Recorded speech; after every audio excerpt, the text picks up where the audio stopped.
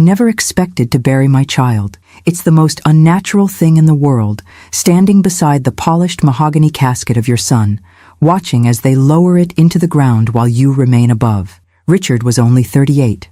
I am 62. This was not how it was supposed to be. The April rain fell in a steady drizzle as we huddled under black umbrellas at Greenwood Cemetery.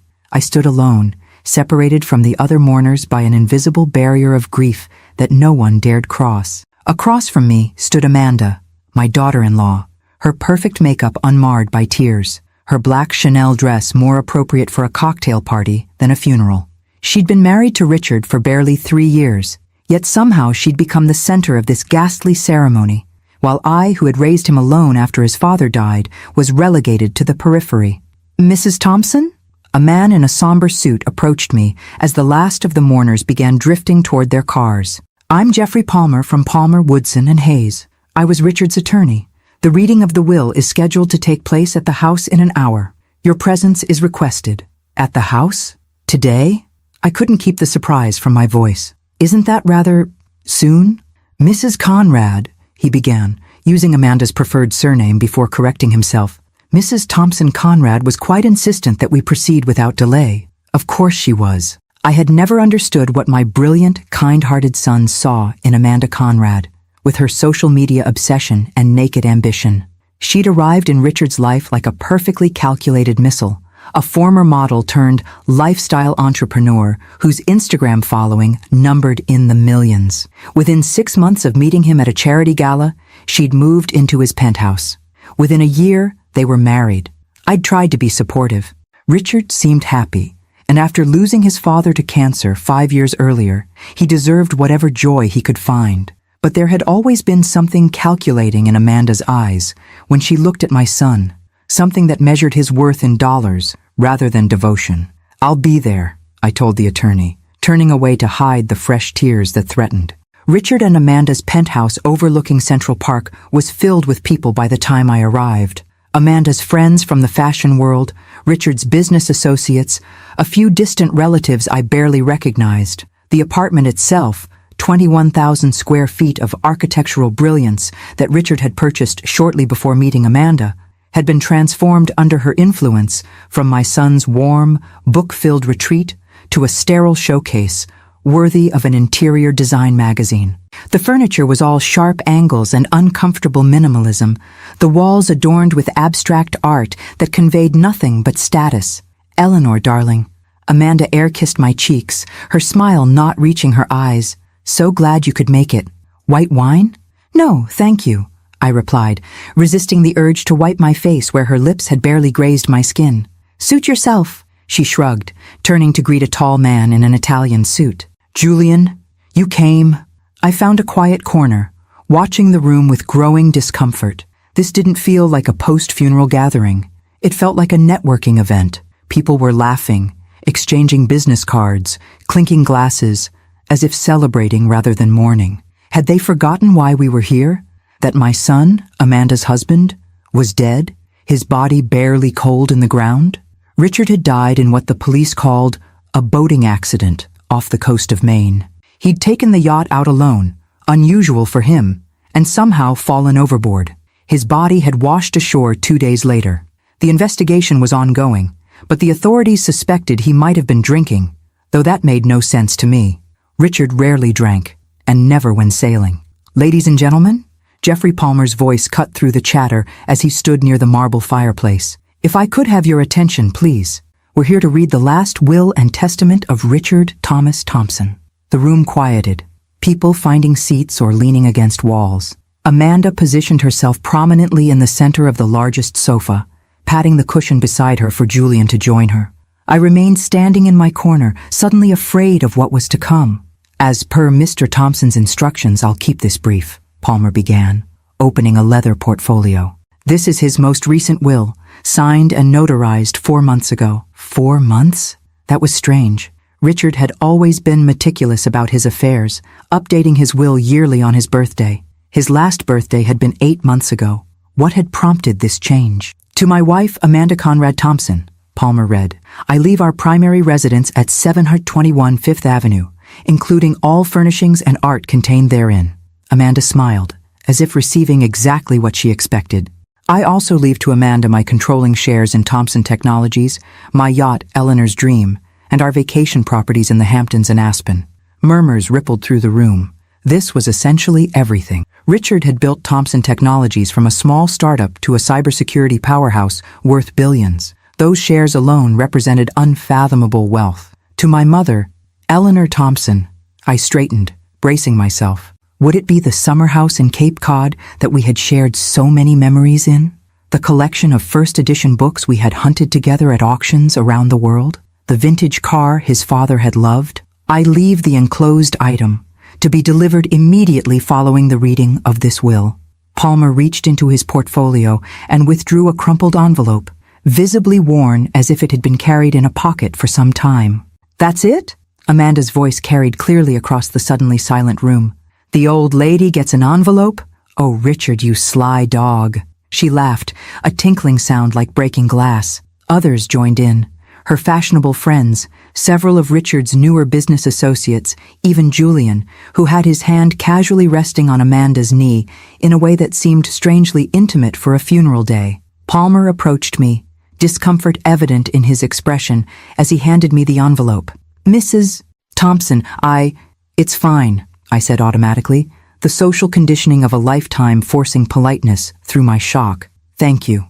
With everyone watching, some openly smirking, I had no choice but to open it there. My fingers trembled as I broke the seal, aware of Amanda's predatory gaze. Inside was a single first-class plane ticket to Lyon, France, with a connection to a small town called Saint-Michel-de-Maurienne. The departure was scheduled for the following morning. "A vacation?" Amanda called out, causing another ripple of laughter. "How thoughtful of Richard to send you away, Eleanor. Perhaps he realized you needed some time alone, far, far away." The cruelty was so naked, so deliberate, that for a moment I couldn't breathe. Richard, my brilliant, loving son, had left me nothing but a plane ticket to a place I'd never heard of, while giving everything to a woman who could barely wait until his body was in the ground before mocking his mother. "If there's nothing else, Mr. Palmer," I managed, folding the ticket carefully back into the envelope. "Actually, there is one more stipulation," Palmer said, looking uncomfortable. "Mr. Thompson specified that should you decline to use this ticket, Mrs. Thompson, any potential future considerations would be nullified." "Future considerations?" Amanda frowned. "What does that mean?" "I'm afraid I'm not at liberty to explain further," Palmer replied. "Those were Mr. Thompson's explicit instructions." "Well, it hardly matters," Amanda waved dismissively. "There's clearly nothing else of value. Richard left everything to me." She stood, smoothing her designer dress. "I believe this concludes our business. Please, everyone, stay and celebrate Richard's life. The caterers have prepared his favorite foods." As the gathering returned to its inappropriate festivities, I slipped out unnoticed, the envelope clutched in my hand, like the last tenuous connection to my son.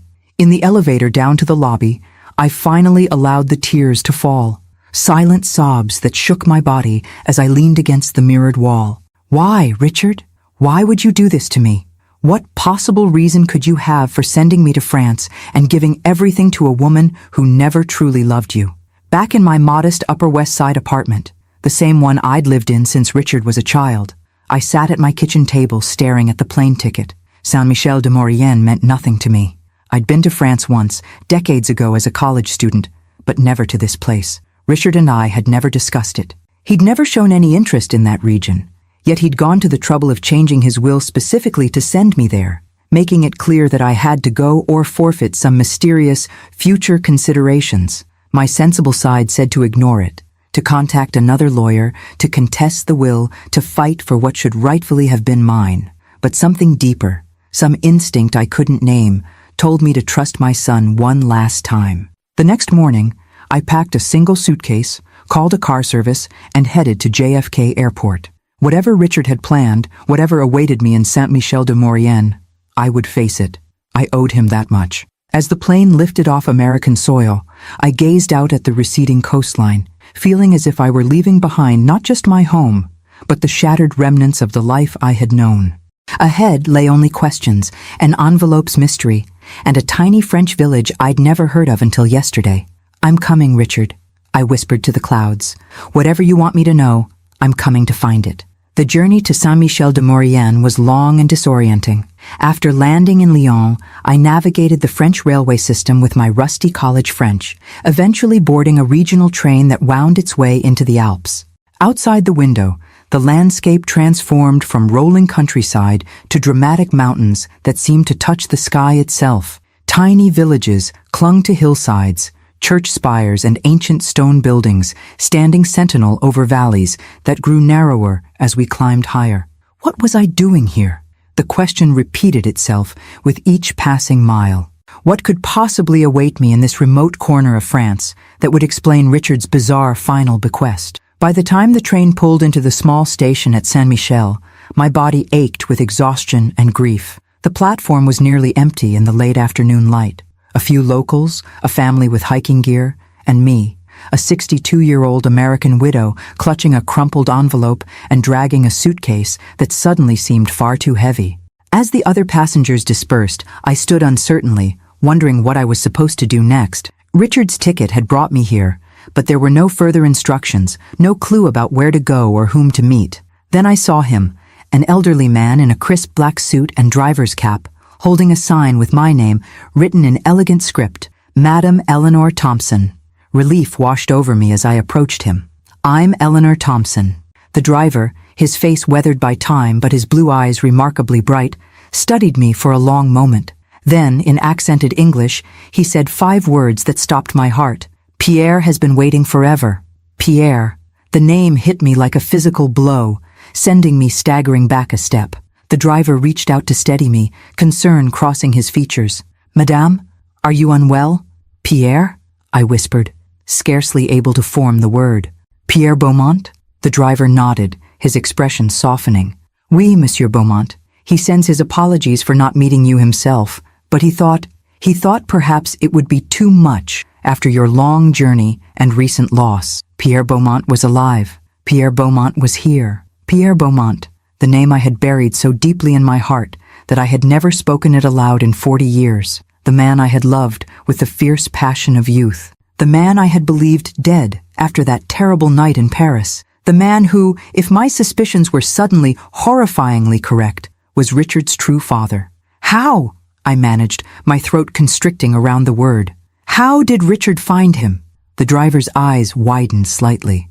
Ah, I think perhaps Monsieur Beaumont should explain, if you'll allow me.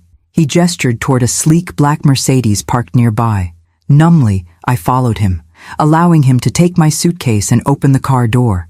As I sank into the leather seat, my mind raced through calculations I had avoided for decades. Richard had been born 7 months after my hasty marriage to Thomas Thompson.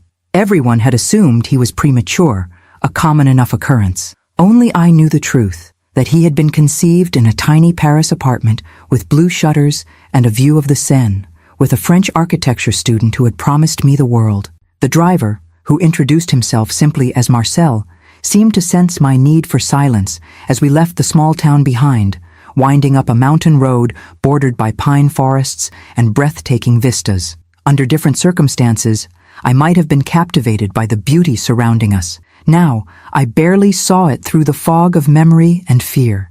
We are nearly there, Madame, Marcel said eventually, as we turned onto a private road marked only by an elegant wrought-iron gate. Chateau Beaumont has been in the family for 12 generations, though Pierre has modernized it considerably. Chateau Beaumont.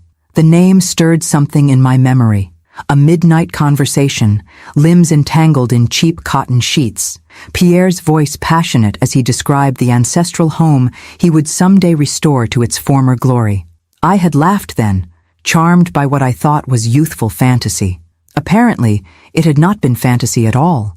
As we rounded the final bend, the chateau came into view, and I gasped despite myself. Built of golden stone that glowed in the late afternoon sunlight, it was a perfect blend of medieval fortress and elegant manor house. Terraced gardens cascaded down the hillside below it, and beyond them, vineyards stretched into the distance, their neat rows creating patterns across the landscape. The vineyards produce some of the finest wines in the region, Marcel commented, pride evident in his voice. Monsieur Beaumont is considered one of France's premier vintners now. Of course he was. Pierre had always been brilliant, driven, passionate about everything he touched. While I had retreated into a safe, small life in New York, he had apparently built an empire here in the mountains of his homeland. The car stopped in a circular drive before the chateau's massive oak doors. Before Marcel could come around to open my door, one of the doors swung open, and a tall figure emerged. Time slowed, the moment crystallizing with impossible clarity. Though his hair was now silver instead of midnight black, though lines now mapped his face where once there had been only smooth olive skin, I would have known him anywhere. Pierre Beaumont at 64 was still unmistakably the man I had loved at 20. He stood utterly still, watching me as I emerged from the car on unsteady legs. Neither of us spoke. What could possibly be said after 42 years of silence? What words could bridge the chasm of a lifetime lived apart, of secrets kept and truths hidden? Eleanor, he spoke finally, my name in his mouth still carrying the same French inflection that had once made my young heart race. Pierre, my voice sounded strange to my own ears, thin and breathless. You're alive. A shadow crossed his face. Yes, though for many years I believed you might not be. Before I could respond to this bewildering statement, a wave of exhaustion and shock overcame me. The world tilted alarmingly, darkness encroaching at the edges of my vision. The last thing I remembered was Pierre rushing forward, his arms, still strong despite the years, catching me before I could fall. When I woke, I was lying on a sofa in what appeared to be a study. Bookshelves lining the walls, a massive desk by the window, a fire crackling in a stone hearth despite the mild spring weather. A blanket had been tucked around me, and someone had removed my shoes. You're awake, Pierre's voice came from nearby. He sat in a leather armchair, watching me with an intensity that made me want to hide and draw closer, simultaneously. Marcel has gone to prepare a room for you. I thought perhaps we should talk first. I sat up slowly, my head swimming with questions. Richard, I began, unable to approach any other topic until I knew. Was he, your son, Pierre said gently, came to find me 6 months ago. He had discovered some medical anomalies during a routine physical that led him to question his paternity. Through one of those DNA ancestry services and some skilled private investigators, he traced a genetic connection to me. So it's true, I whispered, the confirmation of what I had already guessed hitting me with surprising force. Richard was your son. Pierre nodded, his eyes never leaving mine. Biologically, yes, but in every way that truly matters, he was raised by you and, he hesitated, your husband. Thomas died 5 years ago, I said automatically. He never knew. I never told him that Richard wasn't his. Richard explained that. Pierre rose, moving to a sideboard where he poured 2 glasses of amber liquid. He said Thomas Thompson was a good father to him. He was, I confirmed, accepting the glass Pierre offered. The cognac burned pleasantly as I took a small sip. He loved Richard as his own. We married quickly after I returned from Paris, and Richard was born 7 months later. Everyone assumed he was premature. But you knew. There was no accusation in Pierre's tone, only a deep sadness. You knew he was mine, yet you never tried to find me. The unfairness of this struck me like a slap. Find you? I thought you were dead, Pierre. After the accident, your roommate told me you died in the hospital. I was 20 years old, pregnant, alone in a foreign country. What was I supposed to do? Pierre went very still. What accident, Eleanor? The genuine confusion in his voice sent a chill through me. The motorcycle accident. 2 days before I left Paris. You were supposed to meet me at the cafe near the Sorbonne, but you never showed. I went to your apartment, and your roommate, Jean something, told me you'd been in a terrible crash, that you'd died from your injuries. There was no accident, Pierre said slowly, his expression darkening. I was at the cafe at the exact time we had arranged. You never came. I waited for hours. When I went to your pension, they said you had checked out that morning, left for America without a word. We stared at each other across 40 years of misunderstanding, the truth dawning with horrible clarity. Jean-Luc, Pierre spoke the name like a curse. He was in love with you, though you never noticed.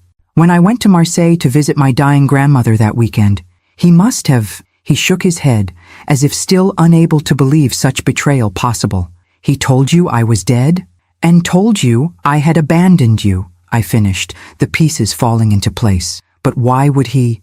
To punish us both, I imagine, Pierre said grimly. He wanted you, but you chose me. Rather than accept that, he made sure neither of us could have the other.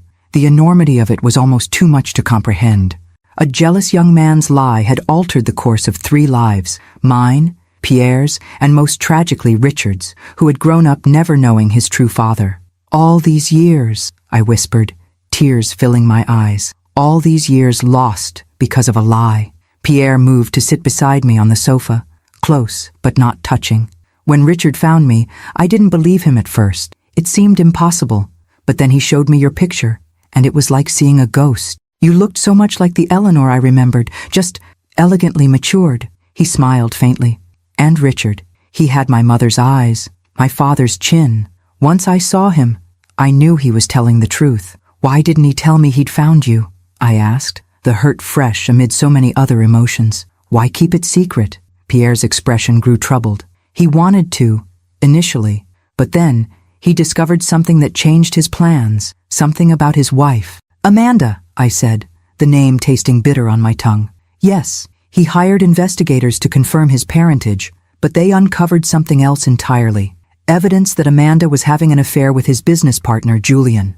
Worse, they found financial irregularities, suggesting the two were embezzling from Thompson Technologies, planning to eventually force Richard out of his own company. Julian, the man who had sat beside Amanda at the will reading, his hand on her knee in that proprietary way. The pieces were beginning to align into a pattern I didn't want to recognize. Richard's death, I said, my voice hollow. The boating accident. You don't believe it was an accident at all, do you? Pierre's silence was answer enough. Pierre's silence confirmed my worst fears, crashing over me in waves of horror. Richard's death, which I'd been trying to accept as a tragic accident, might have been something far more sinister. The police said he fell overboard, I managed, my voice barely above a whisper, that he'd been drinking. Richard never drank when sailing, Pierre said, echoing my own thoughts from the funeral. Never. He was meticulous about safety on the water. It was one of the first things he told me about himself. My hands began to tremble so violently that Pierre gently took the cognac glass from me before it could spill. Are you suggesting that Amanda, that she might have... I don't know, Pierre admitted, his face grave. But Richard was afraid. The last time I spoke with him, 3 days before his death, he told me he was gathering evidence against Amanda and Julian, that he had discovered transfers of company funds to offshore accounts, that he planned to confront them once he had everything documented. And then he died. The words hung in the air between us, heavy with implication. And then he died, Pierre confirmed, out on the water, alone, which Richard told me he never did. He always took a crew member or friend for safety. I pressed my hands to my face, trying to hold myself together as this new reality threatened to shatter me completely. My son, my brilliant, kind-hearted son, might have been murdered by his own wife for money. The same wife who now controlled his entire fortune, who had mocked me at his funeral, who had already been openly flaunting her relationship with Julian mere hours after we put Richard in the ground. Why didn't he go to the police? I asked, dropping my hands to look at Pierre. If he had evidence of embezzlement, he wanted irrefutable proof first, and Pierre hesitated. He was embarrassed, I think, ashamed that he had been so thoroughly deceived by a woman he thought loved him. That, at least, made painful sense. Richard had always been private about his emotions, reluctant to show vulnerability. It was a trait he had inherited from his father, his real father, sitting before me now with the same guarded expression I had seen so often on my son's face. The ticket, I said suddenly, remembering the envelope that had brought me here. Richard's will. He planned this, didn't he? He knew something might happen to him. Pierre nodded, rising to retrieve a folder from his desk. Richard came to me 4 months ago, shortly after discovering Amanda's betrayal. He revised his will, leaving everything visible to her. The penthouse, the yacht, the shares everyone knew about. He opened the folder, removing several documents. But he had been more careful with his money than anyone realized. The majority of his actual wealth was hidden in investments, properties, and accounts that Amanda and Julian knew nothing about. He handed me the papers, which I recognized immediately as legal documents. As I scanned them, my breath caught. They detailed a second will, properly executed and notarized, that contradicted everything that had been read at the penthouse. This will left the bulk of Richard's fortune, a staggering amount that dwarfed even the considerable assets Amanda had inherited, to a trust jointly administered by me and Pierre. He created a trap, I whispered, understanding dawning as I read further.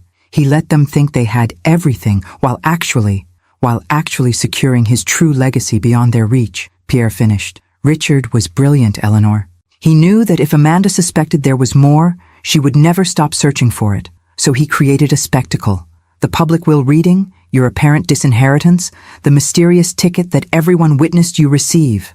To throw her off the scent, I said, the pieces falling into place. To make her believe she had won, while actually setting in motion his real plan. Pierre's expression softened with pride and grief. The plane ticket was the key. If you used it, if you came to me, it would activate the second will. If you had refused, everything would indeed have gone to Amanda. I thought back to Palmer's cryptic words about future considerations that would be nullified if I declined to use the ticket. It had been a test of sorts. Would I trust Richard one last time, even when it seemed he had betrayed me? But why the secrecy? Why not just tell me about you, about the second will? Richard said you were a terrible liar, Pierre said, a small smile playing at the corners of his mouth. He feared if you knew the truth, Amanda might see it in your eyes, might realize something was amiss. He wanted her to believe absolutely in her victory. The thought of my son planning all this, protecting me even as he faced unimaginable betrayal, ensuring his true legacy would remain secure, brought fresh tears to my eyes. There's more, Pierre said gently, drawing another document from the folder. Richard left this for you. He asked that I give it to you once you arrived. With trembling fingers, I accepted the sealed envelope, recognizing Richard's handwriting immediately. Breaking the seal, I unfolded several pages covered in my son's distinctive script. My dearest Mom, if you're reading this, then two things have happened. I am gone, and you have trusted me one last time by following my unusual final request. I'm sorry for the public charade at the will reading. I needed Amanda to believe she had won completely. I needed her confidence and arrogance to blossom fully, without suspicion that anything lay beyond her grasp. I found Pierre, my real father, through one of those DNA testing services you always refuse to try. I know who my people are, Richard. I don't need a corporation to tell me. Turns out, you were right to be wary, because what I discovered led me down a path I never could have anticipated. At first, I was angry that you had kept the truth from me. That anger led me to seek out Pierre without telling you.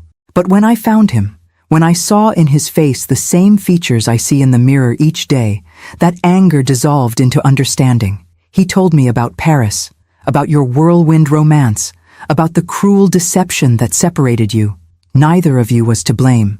I was planning to bring you together, to heal this decades-old wound. But then I discovered what Amanda and Julian were doing. The company funds they were siphoning, the plans they were making to force me out. And suddenly, I needed to be more careful.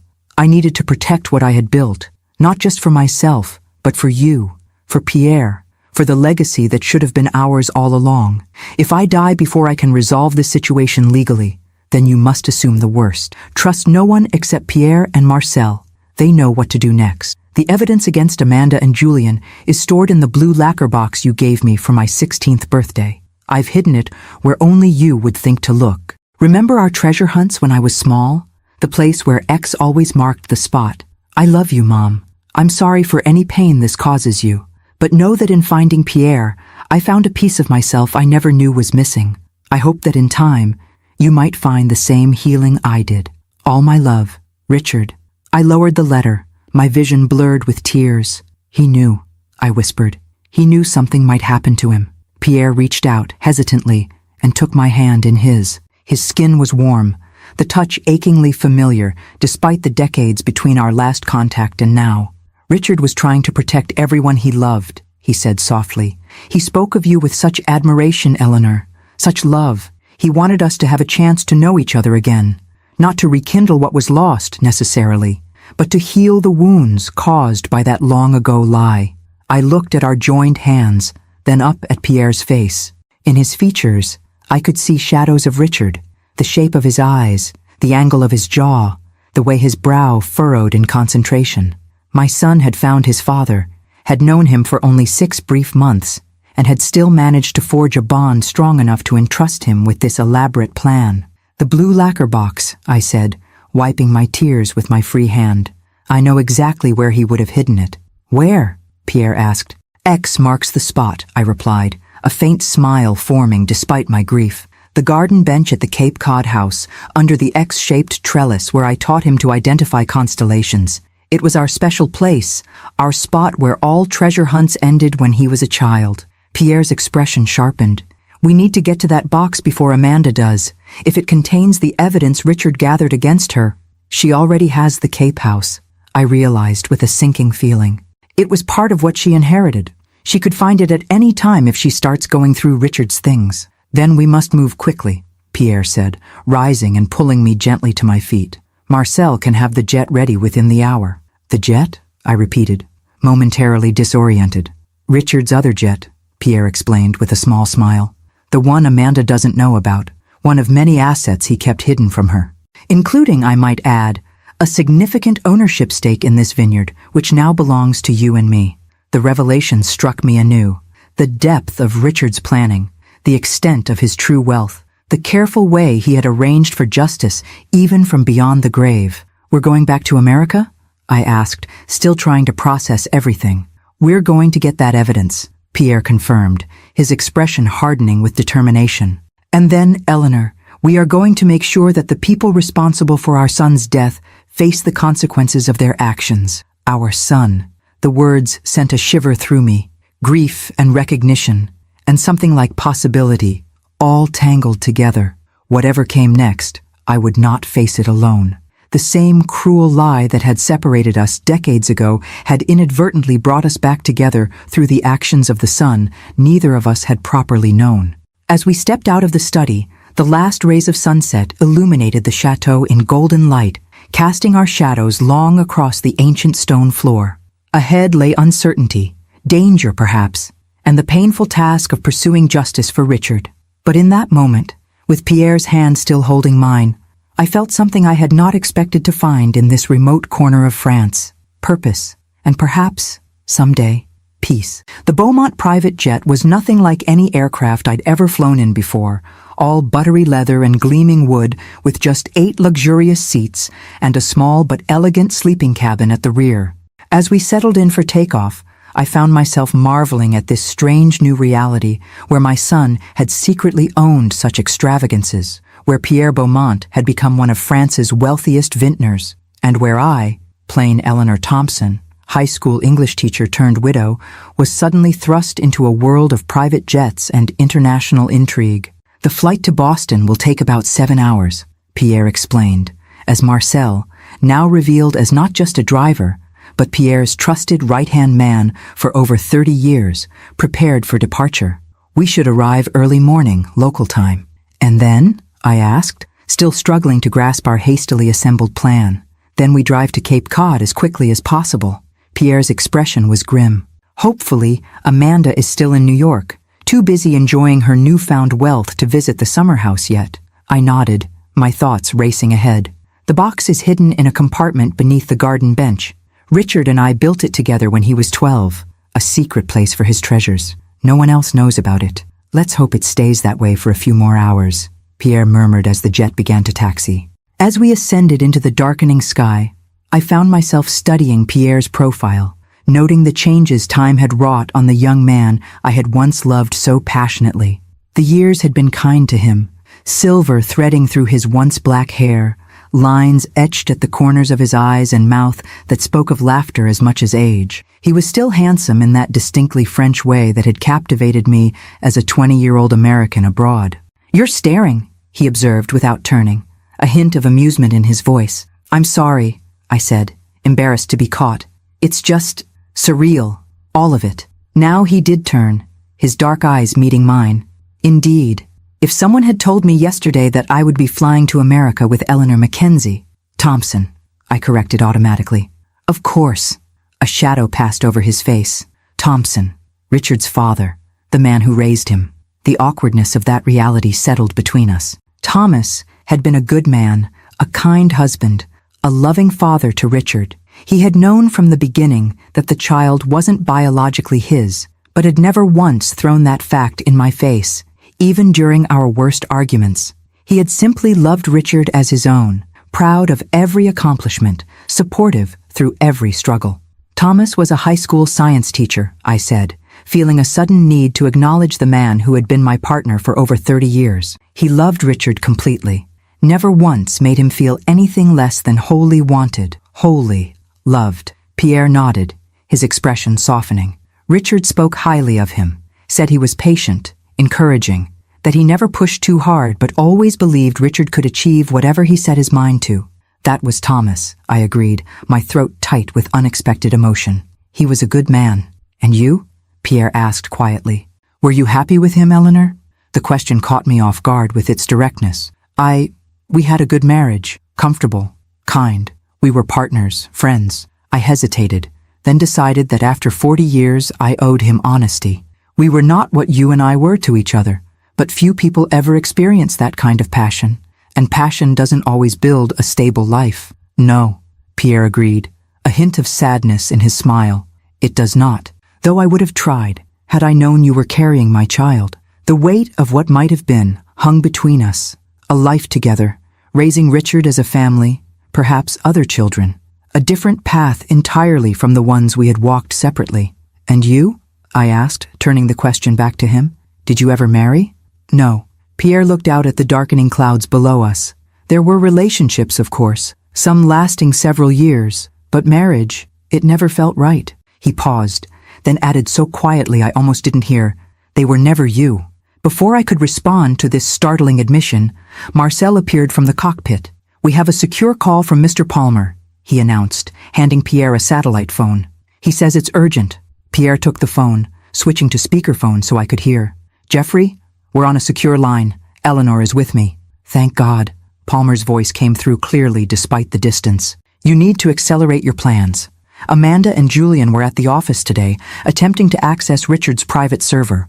When they couldn't, they became agitated. I overheard them mention the Cape House, saying they needed to check the obvious places first. My blood ran cold. They're looking for something. They suspect Richard had evidence against them. It appears so, Palmer confirmed. And they've already left for Cape Cod. They took the helicopter about 3 hours ago. Pierre and I exchanged alarmed looks. We're still at least 6 hours from Boston, he said, calculating rapidly.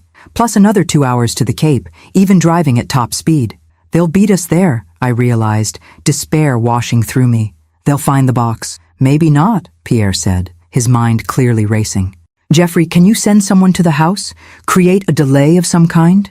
I've already dispatched the caretaker with instructions to report a water leak. Shut off the main supply. It should buy you a few hours while plumbers are called, but not much more than that. It will have to do, Pierre decided. We'll call when we land. After ending the call, Pierre instructed Marcel to request permission to increase our speed, fuel considerations be damned. Then he turned back to me, determination etched in his features. We'll make it, Eleanor. I promise you. I wished I could share his confidence, but dread had settled in my stomach like a stone. If Amanda and Julian found Richard's evidence before we could reach it, not only would justice for our son be compromised, but Pierre and I might find ourselves in danger as well. People willing to murder for millions would certainly not hesitate to eliminate 2 more obstacles. What if, I began, then faltered, the thought too terrible to voice. What if they find it first? Pierre finished for me, reading my fear. Then we moved to contingency plans. Richard was thorough, Eleanor. He wouldn't have placed all his evidence in one location. How can you be so sure? I asked. You only knew him for 6 months. Pierre's expression softened. Because he was my son.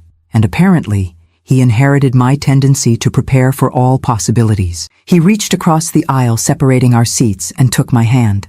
And because he was your son, which means he was both brilliant and meticulous. The simple confidence in his words steadied me. He was right.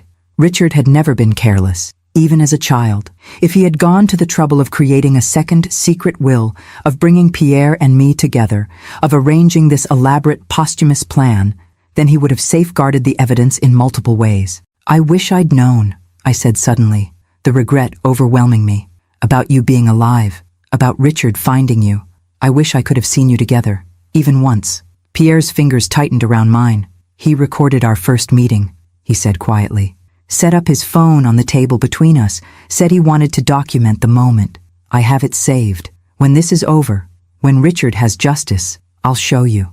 The thought of seeing that moment, my son meeting his biological father for the first time, brought fresh tears to my eyes. What had Richard felt, coming face to face with the man whose features he bore? What had Pierre experienced, suddenly confronted with the adult son he never knew existed? So much lost time, so many stolen moments, and at the center of it all, the cruel lie told by a jealous young man 4 decades ago that had altered the course of all our lives. We should rest, Pierre suggested gently. The confrontation ahead may require all our strength. He was right, though I doubted sleep would come easily with my mind racing. Still, I reclined my seat and closed my eyes, Richard's letter tucked securely in my pocket. Whatever awaited us at the Cape House, I would face it for my son, for the truth, for the justice he had carefully planned, but not lived to see executed. And perhaps, I admitted to myself, as exhaustion finally pulled me toward unconsciousness, for the chance to discover what might still exist between me and the man who had been my first love, the man who was now my unexpected ally in this strangest of journeys. Boston greeted us with a dreary dawn, low clouds, persistent drizzle, and a chill that seeped through my jacket as we descended the stairs from Pierre's jet. A sleek black SUV waited on the tarmac, the driver holding an umbrella and a grim expression. "Mr. Beaumont," he nodded as we approached. "Mrs. Thompson, we need to hurry." Inside the vehicle, the driver, who introduced himself only as Roberts, brought us up to speed as we navigated the early morning traffic out of the city. "Mr. Palmer called again 30 minutes ago. The plumbing diversion bought you some time, but Amanda and Julian arrived at the Cape House 4 hours ago. They dismissed the caretaker once the water issue was resolved. Have they found anything?" Pierre asked sharply. Roberts shook his head. "Unknown. The security system Richard installed allows us to monitor the property's perimeter, but not the interior. We know they're still there, but not what they're doing." I closed my eyes briefly, picturing the Cape Cod house where Richard and I had spent so many summers. It was smaller than the Manhattan penthouse, more modest in its luxury, but infinitely more personal. Richard had loved that house. The weathered cedar shingles, the wide deck overlooking the water, the garden where we had spent countless hours together. "They'll search the house first," I said with certainty. "Richard's office, his bedroom.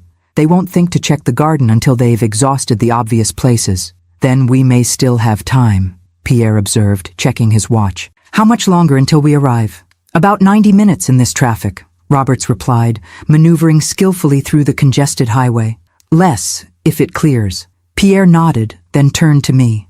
"We should prepare for all possibilities, Eleanor. If Amanda and Julian are there when we arrive, what is our approach?" I hadn't considered this. In my mind, we would somehow slip in unnoticed, retrieve the box, and escape with the evidence. The reality of potentially confronting my daughter-in-law and her lover, my son's possible murderers, sent a shiver down my spine. "I don't know," I admitted. I'm a retired English teacher, Pierre. I don't know how to confront murderers." His hand covered mine briefly. "You are much more than that. You are Richard's mother. You are stronger than you know." He turned to Roberts. "We need a distraction if they're still present. Something to draw them away from the property temporarily." Roberts nodded. "Already arranged. A delivery of mistakenly addressed furniture is scheduled to arrive at the neighboring house at precisely noon. They'll make enough of a commotion about the confusion that anyone nearby will be drawn to investigate." I marveled at the efficiency of this operation. The private jet, the waiting car, the planned distraction. Had Richard arranged all this, anticipating every contingency? Or was this Pierre's doing, evidence of the resources at his disposal? As we drove, the cityscape gradually gave way to smaller towns, then to the coastal landscape of Cape Cod. Familiar landmarks appeared. The ice cream shop where Richard had spent his allowance every Saturday, the bookstore where I had bought him his first astronomy guide, the marina where he had learned to sail. Richard was everywhere here, his presence lingering in my memories of summers past, and now he was gone, his life cut short by betrayal I still struggled to fully comprehend. "Eleanor," Pierre's voice drew me from my thoughts. "Before we arrive, there's something you should know." His expression was troubled. "Marcel received a call from our contacts in France while you were sleeping on the plane. They've been monitoring Amanda's financial transactions as Richard requested." "And?" Large sums have been moving from Richard's accounts, the ones Amanda now controls, to offshore destinations. But more concerning is this. He handed me a tablet displaying what appeared to be a property listing. She's put the Manhattan penthouse on the market, the Cape House as well. She's liquidating everything as quickly as possible. She's planning to run, I realized. Once she has everything converted to cash, she and Julian could disappear, Pierre confirmed. Which suggests they are indeed guilty of what Richard suspected. My grief crystallized into something harder, more focused. This woman had not only potentially murdered my son, but was now erasing every trace of his life, converting his legacy into untraceable funds. The thought was unbearable. We need to stop her, I said, my voice steadier than I expected. Not just for justice, but for Richard. Pierre nodded, something like approval flickering in his eyes. Yes, for Richard. As we approached the turnoff to the private road leading to the summer house, Robert slowed the SUV, pulling onto a concealed side path. Their vehicle is still on the property, he reported, checking a small device. We'll wait here until the distraction arrives, then proceed on foot through the back path. The back path was a narrow trail through the dunes that led directly to the garden, a route Richard and I had often taken for our early morning walks to the beach. That it would now serve as our covert approach to retrieve evidence against my son's killers seemed like a terrible perversion of those innocent memories. At precisely noon, Roberts received a notification on his phone. The delivery is arriving now. Get ready. From our position, we could just see the neighboring property, where a large truck had pulled up. Men in uniform began unloading a substantial amount of furniture, arguing loudly with the confused homeowner. As predicted, the commotion soon drew attention from our target house. Through binoculars, Roberts confirmed that both Amanda and Julian had emerged onto the deck to watch the spectacle unfolding next door. Now, he said simply. Pierre and I slipped from the SUV, following Roberts down the familiar sandy path that wound through beach grass and scraggly pines. The rain had tapered to a fine mist, but the ground was still damp, our footsteps thankfully silent on the soft terrain. When the house came into view, my heart clenched at the sight of it, so unchanged outwardly, yet now the scene of a frantic search for evidence by the very people who had betrayed Richard. We crouched behind a dune, watching as Amanda and Julian stood on the deck, pointing and conversing about the noisy delivery next door. They'll be distracted for 10 minutes at most, Roberts warned. We need to move quickly. I led the way around the perimeter of the property to the garden at the far side, a secluded space enclosed by tall hedges that blocked the view from both the house and neighboring properties. In the center stood the wrought iron bench, beneath an X-shaped trellis covered in climbing roses, our special place, where Richard and I had spent countless evenings stargazing. There, I whispered, pointing to the bench. The compartment is built into the concrete base. You have to press the third rose detail from the left to release the mechanism. Pierre nodded, and we crept forward, constantly glancing toward the house. The garden was mercifully empty, though signs of recent disturbance, trampled flowers, a displaced garden gnome, suggested Amanda and Julian had already begun searching here.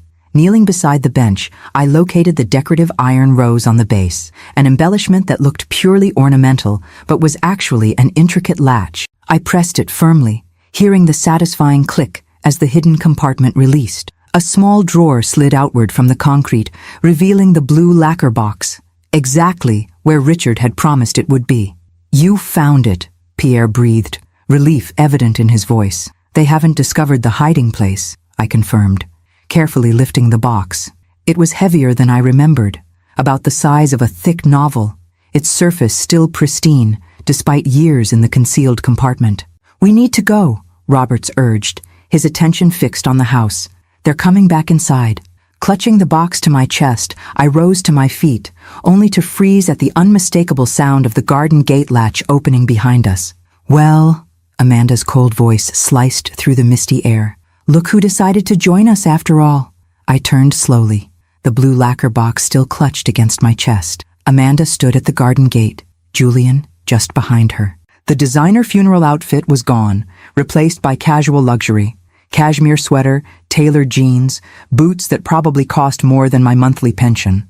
Her blonde hair was pulled back in a sleek ponytail, her expression one of amused surprise. Eleanor, she drawled, stepping fully into the garden. What a delightful surprise. And you've brought friends. Her eyes flicked to Pierre, then to Robert's, narrowing slightly. Breaking and entering is a serious crime, you know, especially when the property belongs to me. This house belonged to Richard, I said, my voice steadier than I felt. A place he loved, a place where he was happy. And now it belongs to me, Amanda replied with a tight smile, along with everything else Richard owned. Funny how inheritance works, isn't it? Julian moved to stand beside her, his hand resting casually in the pocket of his expensive jacket, a posture that somehow seemed more threatening than casual. He was taller than I remembered from the funeral, his features handsome in a predatory way that made my skin crawl. "What's in the box, Eleanor?" he asked, his voice deceptively gentle. "Something valuable, I assume, given your clandestine little expedition to retrieve it." Pierre shifted subtly, positioning himself between me and the couple. "Mrs. Thompson was retrieving personal items left to her by her son," he said, his accent more pronounced under stress. "Items specifically excluded from the main estate." Amanda laughed, the sound like breaking glass. "And who exactly are you? Eleanor's gentleman friend. I didn't realize nursing homes allowed day trips for dating purposes." "My name is Pierre Beaumont," he replied, with dignity. "I am Richard's father." The statement landed like a physical blow. Amanda's carefully cultivated expression of mocking superiority faltered, genuine shock replacing it momentarily. "That's impossible," she snapped, recovering quickly. "Richard's father died years ago, Thomas something or other. Thomas Thompson was the man who raised me," a new voice spoke from behind them, causing Amanda and Julian to spin around. "But he wasn't my biological father." Richard stood in the garden doorway, very much alive. My knees nearly buckled. The box slipped from my suddenly nerveless fingers, only Pierre's quick reflexes preventing it from crashing to the ground. I stared at the apparition before me. My son, whom I had buried barely a week ago, now standing just feet away, alive and unharmed. "Richard?" I whispered, unable to trust my eyes, my mind racing to make sense of what I was seeing. "Hello, Mom," he said, his familiar smile tinged with sadness. "I'm so sorry for what I put you through. It was the only way." Amanda had gone deathly pale, one hand gripping Julian's arm as if to steady herself. This is impossible. You're dead." "We saw your body." "Did you?" Richard asked, stepping fully into the garden. "Or did you see a body that was identified as mine after spending 2 days in the ocean? A body that required a closed casket funeral due to the condition of the remains?" Julian's hand moved from his pocket, and I glimpsed the metallic gleam of a gun before Robert smoothly intercepted, disarming him with a quick professional movement that spoke of specialized training. "I wouldn't," Robert said quietly, securing the weapon. "The property is currently surrounded by federal agents. This conversation is being recorded as evidence." My mind was still struggling to process Richard's resurrection as he crossed the garden to embrace me. He felt solid, real, his familiar scent enveloping me as he held me tightly. "I'm so sorry, Mom," he murmured against my hair. "I couldn't tell you. It wasn't safe. I needed everyone to believe I was really dead, especially Amanda and Julian. Their reaction to my death was the final evidence we needed." "I don't understand," I said, pulling back to search his face, the face I thought I would never see again in this life. The funeral, the body, an unfortunate John Doe who matched my general description, Richard explained grimly. "Found 2 days after I supposedly went overboard. The medical examiner was part of the operation. She falsified the identification, listing it as confirmed through dental records." "Operation?" I repeated, still dazed. Pierre placed a steadying hand on my shoulder. "Richard contacted me 6 months ago, as I told you. What I didn't tell you was that after confirming I was his biological father, he shared his suspicions about Amanda and Julian. Together, we took those suspicions to the FBI. I turned to look at Amanda, who had recovered her composure and now regarded us with cold fury. "You were investigating them? All this time?" "For nearly 4 months, Richard confirmed. After I accidentally discovered irregularities in the company accounts, transfers that I hadn't authorized, contracts with shell companies that led back to Julian's offshore holdings. When I dug deeper, I found communications between them, discussing how to force me out of my own company." His expression hardened. "And eventually, when that proved too difficult, how to eliminate me entirely." "You have no proof of any of this," Amanda hissed, her beautiful face contorted with hatred. "Nothing that would stand up in court." Richard smiled thinly. That's where you're wrong. The blue lacquer box my mother just retrieved contains USB drives with copies of every incriminating email, text, and financial transaction. But more importantly, it contains the listening devices I planted throughout our home after discovering your affair with Julian. Devices that recorded your explicit discussions about having me killed. That's illegal surveillance, Julian snapped, his lawyer's instincts emerging even in crisis. Inadmissible. Perhaps in a normal criminal proceeding? Agreed a new voice as a distinguished older man in a suit entered the garden. But when it's part of an authorized FBI operation investigating corporate espionage and conspiracy to commit murder, the rules are somewhat different. Special Agent Donovan, Richard introduced him. The lead on my case. Amanda's perfect poise finally shattered completely. This is ridiculous. You faked your own death to frame us? No one will believe this insane story. They'll believe the evidence, Agent Donovan replied calmly, which is substantial and growing more damning by the day. Your reactions to Richard's death have been particularly illuminating. The speed with which you moved to liquidate assets, the offshore transfers, the expedited sale listings for the properties, not the actions of a grieving widow. As if on cue, additional agents appeared, formally placing Amanda and Julian under arrest. I watched in stunned silence as they were led away, Amanda's furious accusations fading as they exited the garden. Left alone with Richard and Pierre, I found myself trembling. The accumulated shock, relief, confusion, and exhaustion of the past week crashing over me at once. Richard guided me to the bench, sitting beside me while Pierre stood protectively nearby. I know this is overwhelming, Richard said gently, and I can't begin to apologize enough for putting you through the pain of believing I was dead. But I needed everyone to believe it, truly believe it. If Amanda had suspected I was alive, she would have disappeared with everything she could liquidate before we could build a case against her. The will, I said, pieces starting to fall into place. The public reading, the envelope, sending me to France. It was all part of this plan? Richard nodded. I needed to get you safely away from Amanda while creating the impression that you'd been disinherited. If she thought you had nothing, that you posed no threat, she wouldn't bother with you. And I needed you to find Pierre, to understand the full truth about your past, about mine. I looked up at Pierre, who had been watching us with an expression of profound emotion. You knew Richard was alive all this time? Yes, he admitted. It was difficult to maintain the deception with you, Eleanor, but necessary for Richard's safety. And the box? I asked, turning back to Richard. Was it really necessary, or just another part of the charade? Both, Richard replied. It contains actual evidence, but we already had copies. What we needed was to catch Amanda and Julian in the act of searching for it, further proof of their guilt. They've been tearing the house apart for days looking for anything incriminating I might have left behind. It was almost too much to process. The elaborate deception, the international operation, my son alive after I had mourned him so deeply. And yet, beneath the confusion and lingering hurt of being kept in the dark, a profound relief was taking root. Richard was alive.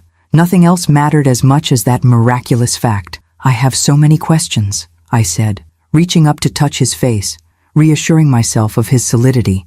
I know, he acknowledged, and I promise to answer all of them. But first, he glanced at Pierre, some unspoken communication passing between them. I think it's time the three of us had a proper conversation about the past, about the future, about the time we've lost and the time we might still have together. As the agents completed their work around us, securing the property and collecting final evidence, I sat between the two men who shared the same distinctive eyes, the same determined set to their jaw. My son and his father both returned to me from what I had believed was permanent loss. Outside the garden walls, justice was finally unfolding for those who had conspired against Richard. But here, in this small sanctuary where I had once taught my son to identify constellations, something else was beginning. The careful, tentative reconstruction of a family fractured 40 years ago by a single malicious lie. We moved from the garden to the house once the agents had finished securing evidence and escorting Amanda and Julian away.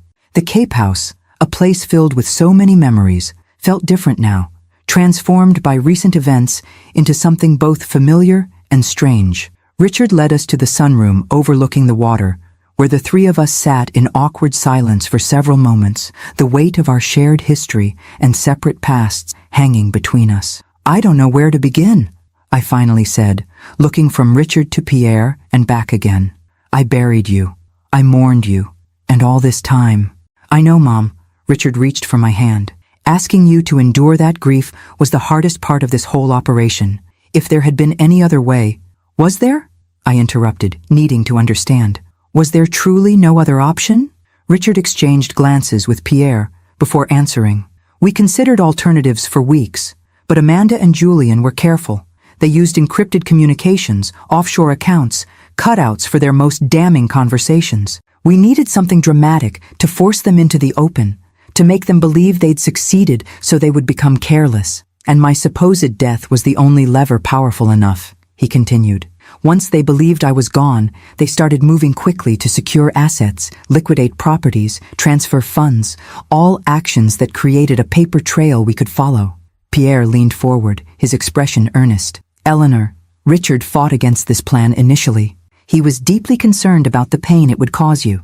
It was Agent Donovan who suggested including you in the aftermath operation," Richard explained. "He felt that sending you to Pierre would serve multiple purposes, getting you safely away from Amanda, who might have seen you as a potential threat if you started asking questions, while also giving us the opportunity to reunite you with Pierre after all these years. So, the will reading, the envelope, the plane ticket, all theater for Amanda's benefit?" Richard nodded. "We needed to create a public perception that you had been disinherited, left with nothing but a mysterious ticket. It made you appear harmless to Amanda's plans, while actually setting our real plan in motion." I took a deep breath, trying to process everything. The relief of finding Richard alive warred with the hurt of being kept in the dark, of enduring unnecessary grief. "The body," I said suddenly, a disturbing thought occurring to me. "You said it was a John Doe. Someone's son is in your grave, Richard. Someone who deserves to be recognized, to be mourned by their own family." Richard's expression softened. "There is no body, Mom. The casket was weighted, but empty. Once this operation is complete, we'll discover that a mistake was made in the identification. The medical examiner's falsified report will be corrected. No one is missing their chance to properly bury a loved one." This, at least, was a relief. The thought of another mother being denied the chance to mourn her son properly had been momentarily unbearable. "So what happens now?" I asked, looking between them. "Now," Pierre said gently, "we have choices to make. All of us." Richard stood, moving to the window to look out at the ocean. "Legally, I'll remain dead until the case against Amanda and Julian is fully prepared. That could be weeks, possibly months. My resurrection will be explained as part of a federal witness protection operation, which is essentially what it has been. And after that," I pressed, "after that?" He turned back to face us. "I don't know exactly. Thompson Technologies will need restructuring. Many of the board members were complicit in Julian's scheme, or at least willfully ignorant. The properties can be reclaimed, the assets frozen during the investigation, unfrozen." He hesitated, then continued more softly. "But more importantly, I think the three of us have 40 years of lost time to consider. Connections to rebuild or build for the first time, if that's what you both want." Pierre and I exchanged glances, decades of separation and misunderstanding stretching between us like a chasm that suddenly seemed both vast and crossable. "I would like that," Pierre said simply. "I have lived most of my life with a space where family should have been. To discover not only that Eleanor survived, but that I had a son. It has been transformative. However complicated, however difficult the path forward might be, I want to walk it." They both looked at me, waiting. My heart felt too full, torn between joy at Richard's resurrection and uncertainty about what Pierre's reappearance in my life might mean. "I need time," I admitted. "This is overwhelming. A week ago, I was a grieving mother planning the rest of my life alone. Now my son is alive. My past has resurfaced in ways I never imagined possible, and everything I thought I knew has been upended." "Of course," Richard said quickly. "There's no rush, no pressure. But," I continued, finding my way to the truth as I spoke, "I would also like to try, to see what might be possible now between all of us." Relief washed over both their faces, so similar in expression that it struck me anew how clearly Richard had inherited Pierre's features, his mannerisms. How had I not seen it before, this clear reflection of his biological father? Perhaps, Pierre suggested carefully, we might begin simply, with stories. There are 40 years to account for after all. And so we did. As afternoon faded into evening, we remained in that sunroom, sharing the lives we had lived separately. Pierre told us of building his vineyard from nearly nothing, of the early struggles and eventual success. I spoke of raising Richard, of teaching high school English, of my life with Thomas. And Richard filled in the gaps of his own life, the parts I had witnessed but not fully understood. The recent years when his business success had led him to Amanda and ultimately to the discovery of his true paternity. Somewhere in those hours of conversation, the awkwardness began to dissolve. We ordered takeout from the local seafood restaurant Richard and I had frequented during our summers here, eating from cardboard containers while continuing to talk. Agent Donovan called twice with updates. Amanda and Julian were securely in custody. The evidence from the blue lacquer box was being processed. The case was proceeding smoothly. As night fell, Richard excused himself to take a longer call from the FBI, leaving Pierre and me alone for the first time since the shocking revelation in the garden. "This is not how I imagined our reunion," Pierre said softly after a moment of silence. "In all my fantasies over the years, and there were many, I never pictured anything like this." "You imagined reuniting with me?" I couldn't hide my surprise. "After all this time?" He smiled, the expression transforming his face to one I recognized from my memories. "Eleanor, I never stopped hoping I might find you again someday. I searched in the early years, but Eleanor Mackenzie seemed to have vanished from the face of the earth. Because she became Eleanor Thompson, I realized, and I never used social media, never had much of a public presence. A ghost I couldn't find," Pierre agreed, "until our son brought us together again. Our son." The words still sounded strange, miraculous. Richard was Pierre's son, a truth hidden for decades, but now undeniable as I looked at the two of them together. "What do you want from this, Pierre?" I asked directly. "From me? From Richard? From this unexpected second chance?" He considered the question seriously. "I want whatever is possible, Eleanor. Whatever you and Richard are willing to share.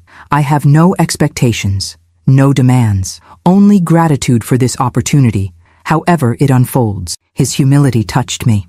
The passionate young man I had loved had grown into a thoughtful, patient adult who understood that relationships couldn't be forced, that trust and connection required time. "One day at a time, then," I suggested, offering a tentative smile. "One day at a time," he agreed, returning the smile with one of his own. Outside, waves crashed against the shore in the familiar rhythm that had been the soundtrack to so many summers here. Inside, three people connected by blood and circumstance began the delicate process of becoming something like a family. Unusual, unexpected, but perhaps all the more precious for the long journey that had brought us to this point. The next morning dawned clear and bright. The storm that had accompanied our arrival completely dissipated. I woke early, disoriented momentarily by the unfamiliar bedroom until I remembered where I was. The Cape House, Richard alive. Pierre returned from the past. Everything changed in ways I was still struggling to comprehend. I found myself drawn to the kitchen, where decades of habit led me to put on coffee and look for the ingredients to make Richard's favorite breakfast, blueberry pancakes, a tradition from his childhood summers here.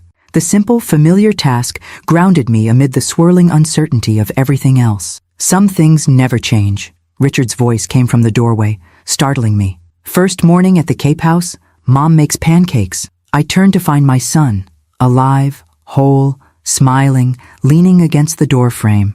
The sight still seemed miraculous, impossible. I wasn't sure what else to do, I admitted. Normal seems in short supply right now. He crossed the room to hug me, and I held on perhaps a moment longer than necessary, still needing the physical reassurance of his presence. "I'm sorry," he said as we separated, "for everything you went through. Agent Donovan showed me the footage from the funeral. Seeing you there, believing I was gone," his voice cracked slightly. "It was harder than I expected. They recorded the funeral? Part of building the case. They needed to document Amanda's behavior, her interactions with Julian. The thought of federal agents surveilling my grief felt invasive, unsettling. This whole operation, it's been planned for months, hasn't it? While I knew nothing." Richard nodded, taking a seat at the counter as I returned to mixing pancake batter. Since January. That's when I first found discrepancies in the company accounts. Small transfers at first, then larger ones. When I traced them back to shell companies connected to Julian, I realized something serious was happening. "Why didn't you come to me?" I asked, the question that had been haunting me since yesterday's revelations. Why keep me in the dark through all of this? "Initially, I planned to," he said, his expression troubled. "But then I discovered something that changed everything." "What?" "That Amanda and Julian had hired someone to monitor you, to track your movements, your phone calls. They were concerned you might notice something off in my behavior as I investigated them." I nearly dropped the mixing bowl. "They were spying on me? But why?" "Because you know me better than anyone," Richard explained. "You've always been able to tell when something's bothering me, when I'm holding something back. They worried you might realize I was suspicious of them, might encourage me to dig deeper." The violation was profound, strangers watching me, tracking my movements, all because Amanda saw me as a potential threat to her schemes. "That's when I knew I couldn't bring you in," Richard continued. "It would have put you in danger. If they realized you knew what they were planning." He didn't need to finish the thought. If Amanda and Julian were willing to murder Richard for his money, they wouldn't hesitate to eliminate anyone else who threatened their plans. "But you brought Pierre in," I noted, unable to keep a hint of hurt from my voice as I poured the first pancakes onto the griddle. Richard had the grace to look uncomfortable. "That was complicated. I found him initially because of the DNA test, before I discovered what Amanda and Julian were planning. Once I did realize the danger, I was already in contact with him, and he was safely in France, beyond their reach or awareness." "You trusted him immediately? A stranger?" "Not immediately, no." Richard smiled faintly. "But there was something about him, something familiar in a way I couldn't explain at first. And he had resources, connections that proved valuable to the operation. The private jet, secure communications, trusted personnel like Marcel and Roberts. As if summoned by his name, Pierre appeared in the kitchen doorway, hesitating as if uncertain of his welcome in this domestic scene. "Good morning," he said, his accent more pronounced with sleep. "I hope I'm not intruding?" "Not at all," I replied, gesturing to the coffee pot. "Help yourself. I'm making pancakes." "A tradition, Richard tells me," Pierre said as he poured himself a cup. "One of many I have missed." The simple acknowledgement of all he had missed, all we had both missed through our decades of separation, hung in the air between us. "There will be new traditions," Richard suggested carefully. "Different ones perhaps, but still meaningful." Pierre nodded, taking a seat beside Richard at the counter. The resemblance between them was even more striking in the morning light. The same profile, the same way of holding their coffee cups, the same thoughtful pause before speaking. "Agent Donovan called," Pierre informed us. "Amanda and Julian are being formally charged today. The evidence from the blue lacquer box has been analyzed and appears quite damning. Recordings of them explicitly discussing plans to eliminate Richard, financial documentation of the stolen funds, even communications with the person they hired to sabotage the yacht." "They actually hired someone?" I asked, horrified anew at the calculated nature of their plan. Richard nodded grimly. "A mechanic who created what would have appeared to be an accidental equipment failure if I had actually taken the yacht out that day. The FBI intercepted him before he could complete the job and convinced him to cooperate." "So you never were in danger on the water," I realized, flipping the pancakes perhaps more forcefully than necessary. "No," Richard confirmed, "though the plan to fake my death was real. We needed Amanda and Julian to believe they had succeeded in order to gather the final evidence against them." I began plating the pancakes, the familiar ritual at odds with the extraordinary conversation. "And now? How long before you can officially return from the dead?" "A few weeks, most likely," Richard replied. "There are legal considerations, protocols for witness protection cases, and we need to ensure the charges against Amanda and Julian are fully secured before I reemerge." "And in the meantime?" I asked, setting plates before them both. "In the meantime," Pierre said carefully, "I was hoping you might consider visiting Chateau Beaumont again, both of you. There is much of Richard's heritage, his French heritage, that he has yet to discover. And perhaps," he hesitated, then continued with deliberate casualness, "perhaps it might be a good place for all of us to become better acquainted, away from the complications here." The invitation hung in the air, not just a suggestion for a visit, but an opening to something more. A chance to explore what might still exist between Pierre and me, after all these years. An opportunity for Richard to connect with his biological father's world, his history, his legacy. I'd like that, Richard said, looking between us.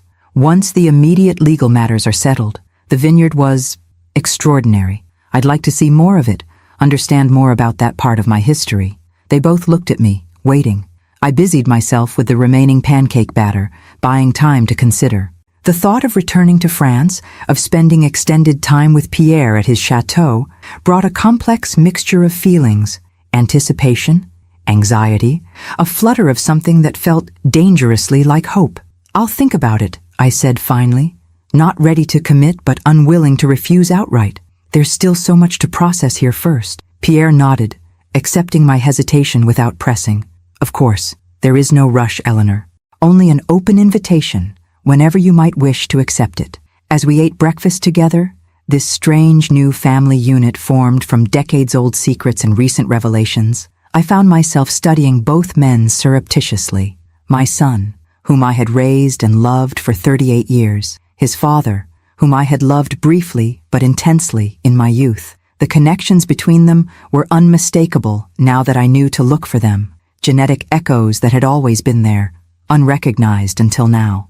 Whatever came next, whether a visit to France, a gradual rebuilding of relationships, or paths that ultimately diverged again, at least it would be founded on truth rather than lies. The deception that had separated Pierre and me 40 years ago, and the more recent deceptions orchestrated by Amanda and Julian, would no longer shape our lives. For now, that knowledge, and the miraculous reality of Richard alive across the table, was enough. 3 weeks passed in a strange limbo. Richard remained officially dead, while the case against Amanda and Julian solidified. The evidence from the blue lacquer box proved even more damning than anticipated. Not only recordings of their explicit plans to murder Richard, but documentation of systematic embezzlement stretching back nearly 2 years. Agent Donovan kept us updated on the proceedings, which moved with surprising speed once Amanda's carefully constructed facade cracked under interrogation. Faced with the overwhelming evidence against her, she turned on Julian, offering testimony in exchange for a reduced sentence. Julian, in turn, implicated several board members who had knowingly assisted in the financial fraud.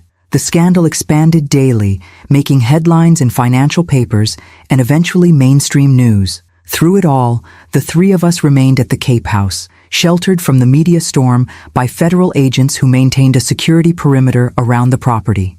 It was a peculiar time, part family reunion, part witness protection, part emotional reckoning as we navigated our complex connections. Pierre and I settled into a cautious friendship, neither of us pushing for more, but both aware of the unresolved feelings that sometimes surfaced in quiet moments. We took long walks on the beach, comparing the lives we had lived separately, filling in 40 years of history in fragmentary conversations that often circled back to Richard. "He has your intelligence," Pierre observed one afternoon, as we watched Richard on a video call with federal prosecutors, his quick mind dissecting complex financial transactions with remarkable clarity.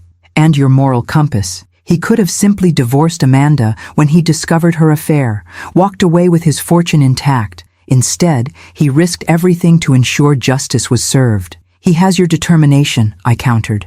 "Once he sets a course, nothing deters him. And your eyes, your hands, even the way you both gesture when explaining something complicated. These moments of shared pride in our son bridge the decades of separation, creating a tentative foundation for whatever might come next." Richard, for his part, seemed to be enjoying this unexpected time with both his parents. He shared stories from his childhood that I had almost forgotten, asked Pierre about family history in France, and occasionally orchestrated situations where Pierre and I found ourselves alone together, his matchmaking intentions transparent, but oddly touching. "You know what he's doing," I said to Pierre one evening, after Richard had suddenly remembered an urgent call he needed to make, leaving us alone on the deck with a bottle of wine from the Beaumont vineyard. "Of course," Pierre replied with a small smile. "He is not subtle. Does it bother you?" Pierre considered the question, swirling the ruby liquid in his glass thoughtfully. "That our son wishes to see us happy? No. That he perhaps has overly romantic notions about rekindling a 40-year-old love affair? Perhaps a little. We're different people now," I agreed. The Eleanor and Pierre who fell in love in Paris don't exist anymore. No, they don't, he acknowledged. But perhaps the people we have become might find their own connection, if given the chance. Different, but no less meaningful for being built on experience rather than youthful passion. His directness took me by surprise, though it shouldn't have. Pierre had always possessed a refreshing honesty, an ability to speak truth without artifice. Is that what you want? I asked, equally direct. I want the opportunity to find out, he replied simply. No expectations, no pressure. Just time to discover who we are to each other now, beyond Richard's parents, beyond our shared past. Before I could respond, Richard reappeared, his expression unusually serious. Agent Donovan just called. The prosecutors have reached plea agreements with both Amanda and Julian. The case is essentially closed. What does that mean for you? I asked, sensing the weight behind his announcement. It means, he said, taking a seat between us, that my resurrection has been scheduled for next week, a press conference explaining that my death was staged as part of a federal operation to catch embezzlers and would-be murderers. And after that? Pierre prompted gently. Richard took a deep breath. After that, I need to rebuild. The company will require extensive reorganization. The board will need new members. Trust will need to be restored with investors, clients, employees. He paused, then continued more hesitantly. I've been thinking about what comes next, personally as well, about what matters most after coming so close to losing everything. And what conclusions have you reached? I asked, recognizing the thoughtful expression he wore when making important decisions. That life is too short for missed opportunities and unspoken truths. He looked between us. I've decided to accept Pierre's invitation to spend time at Chateau Beaumont. Not just a visit, but an extended stay, perhaps 6 months. I stared at him, surprised. 6 months? What about the company? I can manage most aspects remotely, with occasional trips back to New York as needed. And frankly, after everything that's happened, some distance from Thompson Technologies might be healthy, for me and for the organization. He took both our hands, creating a physical connection between the three of us. I'd like you to join me, Mom. To come to France, to spend time getting to know the other half of my heritage, to see if there might be a place for you there as well, in whatever capacity feels right. The invitation hung in the air, freighted with meaning beyond the simple words. This wasn't just about a trip to France, about exploring Richard's paternal heritage. It was about the possibility of something new between Pierre and me, something unrushed, unpressured, but potentially profound. You don't need to decide immediately, Pierre added, seeing my hesitation. The invitation remains open, whenever you might feel ready.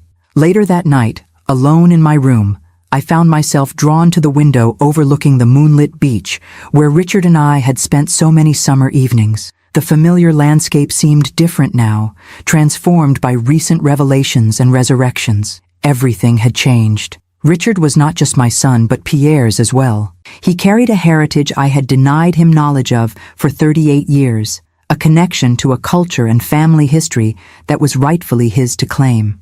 And Pierre was no longer a painful memory of love lost, but a living, breathing man whose life had taken its own path parallel to mine, only to converge again through our son. Could there still be something between us after all this time? Not the rekindling of youthful passion, as Pierre had rightly noted, but something new built on who we had become in the intervening decades. The thought was both terrifying and exhilarating.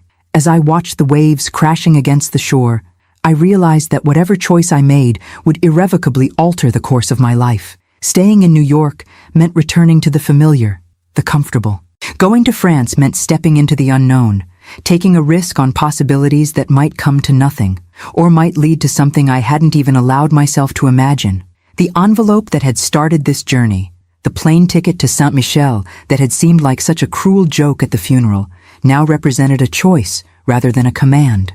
A choice to explore what might still exist between Pierre and me, what new relationships might form among the three of us as a most unusual family. With sudden clarity, I realized there was really only one choice I could make, the one that honored not just the past we had shared, but the future we might still create together. Decision made, I turned from the window to begin packing for France. The press conference announcing Richard's resurrection was as surreal as the funeral had been. Cameras flashing, reporters shouting questions, the official narrative carefully presented by Agent Donovan with Richard standing solemnly at his side.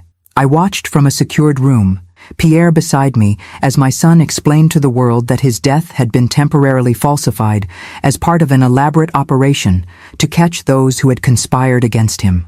The media frenzy that followed was intense, but mercifully brief. The story of betrayal, fake death, and justice served was irresistible to news outlets, but the legal gag orders surrounding the ongoing prosecutions limited what could be reported.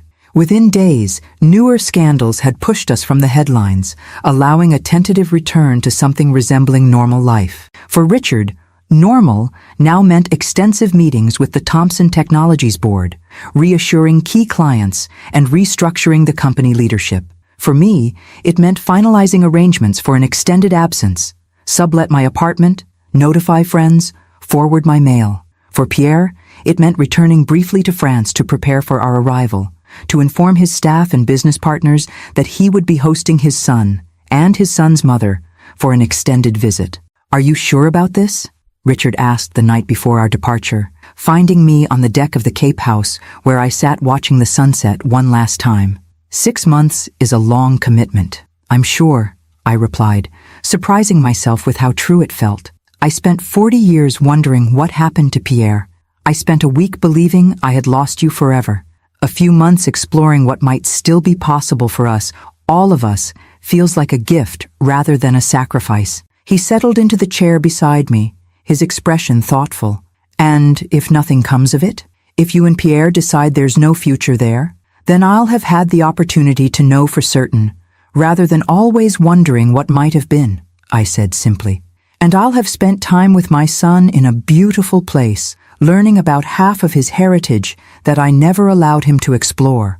Richard smiled, reaching over to squeeze my hand. "For what it's worth, I think there's still something there.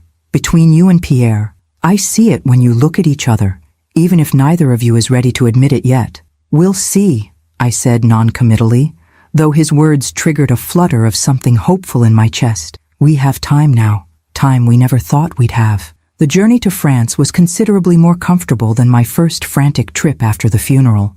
Pierre's private jet provided space to rest, to think, to prepare myself for whatever lay ahead.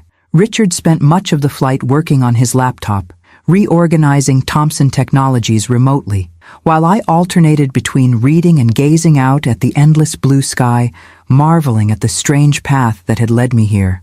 When we landed in Lyon, Marcel was waiting with the same black Mercedes, his weathered face breaking into a rare smile at the sight of Richard and me together. "Welcome back, Madame Thompson," he said with a formal bow that couldn't quite conceal his genuine pleasure. "Monsieur Beaumont is awaiting your arrival at the chateau."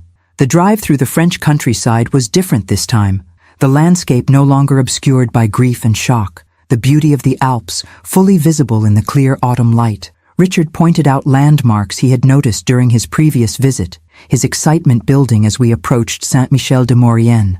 "The vineyard stretches for nearly 300 acres, he told me, leaning forward in his seat. "Some of the vines are over a century old. Pierre's grandfather started with just 50 acres, and each generation has expanded it. The Beaumont wines have won international awards for decades." His pride in this newly discovered heritage was palpable, touching something deep in my heart. For all my efforts to give Richard everything, there had been this essential piece of his identity that I had withheld, not maliciously, but through my own unresolved grief and misunderstanding. As we rounded the final bend, Chateau Beaumont came into view, golden in the late afternoon sun, just as it had been on my first arrival. This time, however, Pierre stood waiting at the entrance, his tall figure immediately recognizable even at a distance.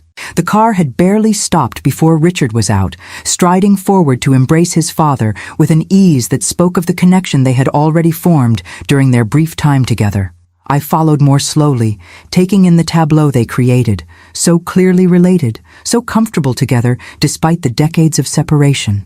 "Eleanor," Pierre said as I approached, his smile warming his entire face. "Welcome back." "Thank you for having us," I replied, suddenly shy in a way I hadn't anticipated. "Come." He gestured toward the massive oak doors. "Everything is prepared. I thought perhaps a simple dinner tonight after your journey. Tomorrow, if you feel up to it, I can begin showing you the vineyard, the winery, the village. The interior of the chateau was as impressive as I remembered. Soaring ceilings, ancient stone walls, softened by elegant furnishings, windows framing spectacular mountain views. But now, without the shock and confusion of my first visit, I noticed other details. Family photos arranged on a side table, books in multiple languages filling built-in shelves, fresh flowers in crystal vases throughout the entry hall. "This is home," Pierre said simply, following my gaze. "Not just a historic property or a business headquarters. This is where generations of Beaumonts have lived, loved, raised their families." The implications of his words hung in the air between us, that this could be Richard's heritage too, perhaps, in some way not yet defined, mine as well. "It's beautiful," I said honestly. "I can see why you fought so hard to restore it, to build the vineyard into what it is today. Let me show you to your rooms," he offered. "You'll want to rest before dinner." The suite he had prepared for me was on the chateau's second floor, with windows overlooking the vineyards that stretched toward distant mountains. Everything had been thoughtfully arranged. Fresh flowers on the dressing table, a selection of books beside the bed, a carafe of water and basket of local fruit on a small table by the window. "I hope you'll be comfortable here," Pierre said from the doorway.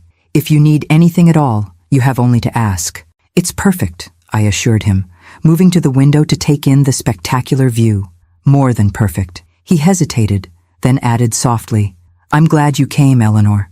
Whatever happens or doesn't happen, between us, I'm grateful for this time."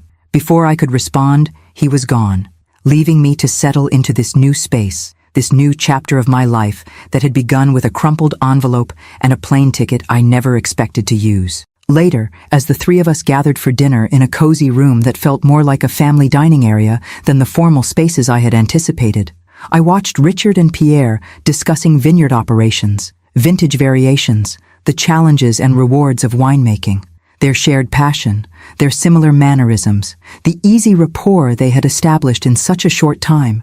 It was everything I had denied them for decades, everything I had never allowed myself to imagine might be possible. "To new beginnings," Pierre proposed as we raised our glasses, filled, appropriately, with Beaumont wine from the year Richard was born, a vintage Pierre had apparently saved for just such an occasion. "To truth," Richard added, his gaze moving meaningfully between us. "To family," I completed, the word encompassing everything we had lost, everything we had found, everything we might yet become. As we clinked glasses, I felt something settle within me, a rightness, a sense of pieces finally falling into their proper places after decades of misalignment. Whatever grew from this time in France, whether friendship, romance, or simply a healed understanding between three people connected by blood and circumstance, it would be authentic in a way our separate lives had not been. The crumpled envelope that had seemed like such a cruel joke at the funeral had actually contained the greatest gift imaginable, not just a plane ticket to France, but a passage to truth, to reconciliation, to possibilities I had long since abandoned. And for that, despite all the pain and deception that had preceded it, I found myself profoundly grateful. Did you enjoy my story? What a journey it has been. I truly wonder, what would you have done if you were in my shoes? Would you have chosen silence to keep the peace, or would you have done what I did to reclaim your dignity? Let's meet in the comments below. I'm so curious to hear your thoughts. I'm reading every single one. Which city are you listening from tonight? If my story resonated with you, you can support me and help me bring more stories like this to the world by sending a super thanks. Your sweet support means the world to me and allows me to continue this journey with all of you.